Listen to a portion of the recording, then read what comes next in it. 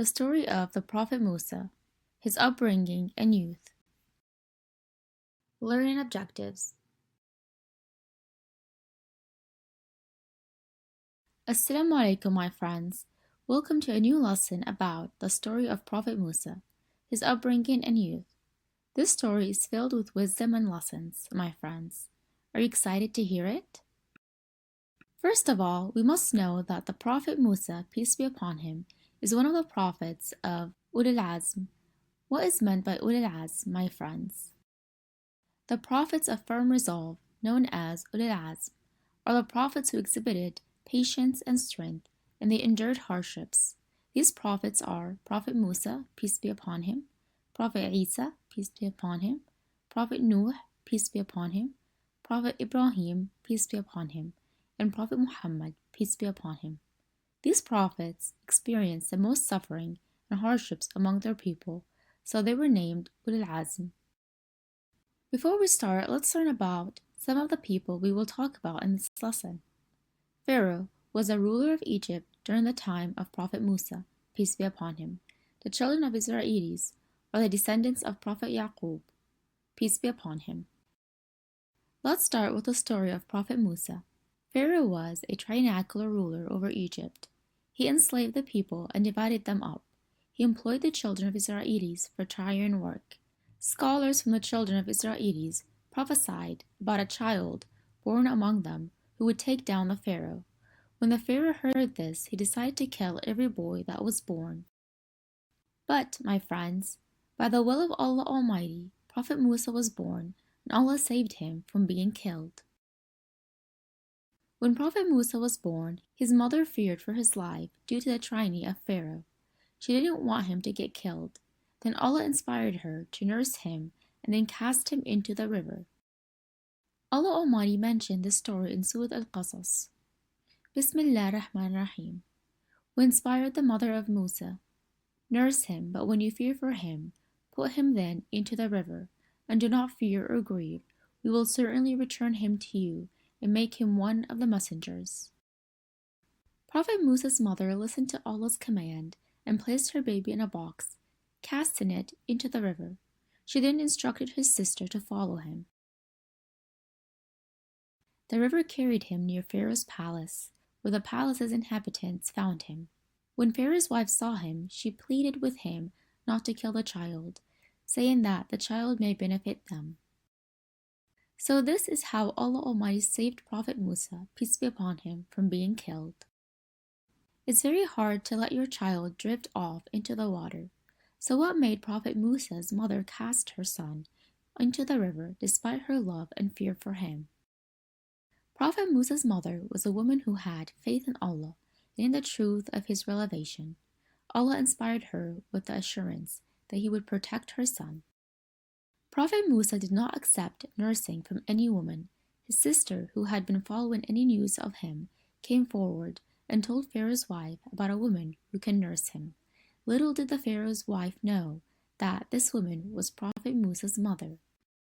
Pharaoh's wife informed the Pharaoh of the woman that could nurse Musa. So an order was made for his mother to come and nurse him. This was how Allah returned Prophet Musa to his mother safely.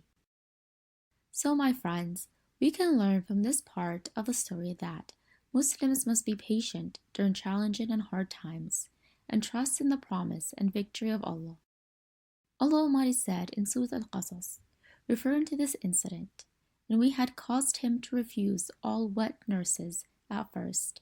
So his sister suggested, shall I direct you to a family who will bring him up for you and take good care of him?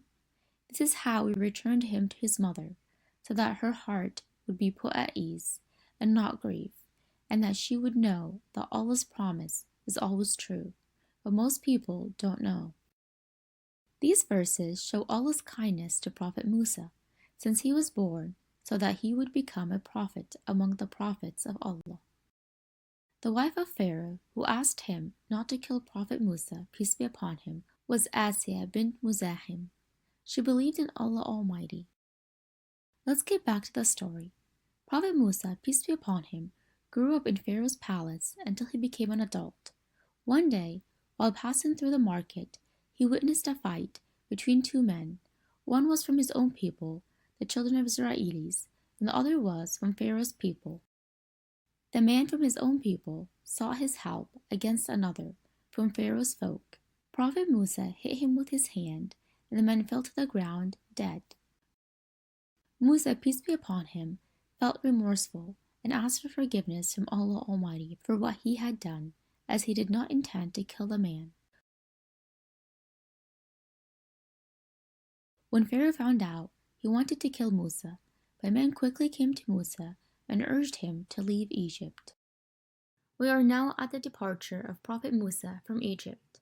Musa left for the land of Midian, escaping the oppression and injustice of Pharaoh. Midian, my friends, is a region in the southern part of Jordan, close to Mutah in the city of Al-Karak. When he reached Midian, he noticed that some shepherds were letting their sheep drink water at a spring. He also saw two girls standing further away with their own sheep. Curious, he approached the girls to ask about the reason they were standing there. The sisters informed him that their father was an elderly man, so no one could get water for them, and they do not interfere with men out of modesty. So Prophet Musa drew water for them and left. The fact that the two girls do not interfere with men when getting water for their sheep indicates that they have good manners and modesty. Prophet Muhammad, peace be upon him, said, "Faith has 70-odd branches, and modesty is a branch of faith." As said in this hadith, modesty is a valuable trait that we should strive to exhibit. After helping the girls, Prophet Musa sat beneath the shade of a tree to rest, and made dua to Allah Almighty to provide him with benevolence and grace. Allah Almighty mentioned this in his verses in Surah Al-Qasas. Bismillah ar-Rahman ar-Rahim. When he arrived at the well of Midian, he found a group of people watering their herds. Apart from them, he noticed two women holding back their herd. He asked them, "What is the problem?" They replied, "We cannot water our animals until the other shepherds are done, for our father is a very old man." So he watered their herd for them, then withdrew to the shade and prayed, "My Lord, I am truly in desperate need of whatever provision you may have in store for me." Let's get back to the story. The two girls returned home and told their father, who was Prophet Shu'aib, then invited Prophet Musa to his home to honor him for his actions. Musa shared his story with Pharaoh and his people. Prophet Shu'aib reassured Musa that he would stand by him and that the unjust people would not harm him. One of the girls suggested to her father that they hire Musa to work for them. Allah Almighty said in the Holy Quran, one of the two daughters suggested, "O my dear father, hire him. The best man for employment is definitely the strong and trustworthy one." And indeed, Prophet Shu'aib told Prophet Musa that he could marry one of his daughters, provided that he would shepherd his folk for a certain period of time. Prophet Musa agreed, promising to fulfill his duty to the best of his ability. He went on to shepherd the folk for 10 years. We have reached the end of this lesson, my friends. Today we learn the story of Prophet Musa's upbringing and youth.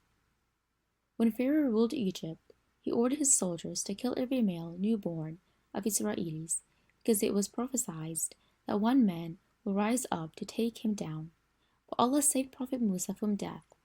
Musa was raised in the palace of his enemy, Pharaoh, which is a testament to Allah's power to protect his prophets from danger. After Musa grew up, he mistakenly killed a man from Pharaoh's people. This made Pharaoh want to kill him, so Musa fled from Egypt to Medina. There, Prophet Musa met a righteous man, Prophet Shu'aib, and married one of his daughters. Then he worked for him as a shepherd for 10 years. We also learned that Ulul Azm are those of patience, strength, and resilience among Allah's prophets, including Prophet Musa, peace be upon him. Muslims must always give advice to others and support the weak. They seek help from Allah Almighty and thank Him for His blessings.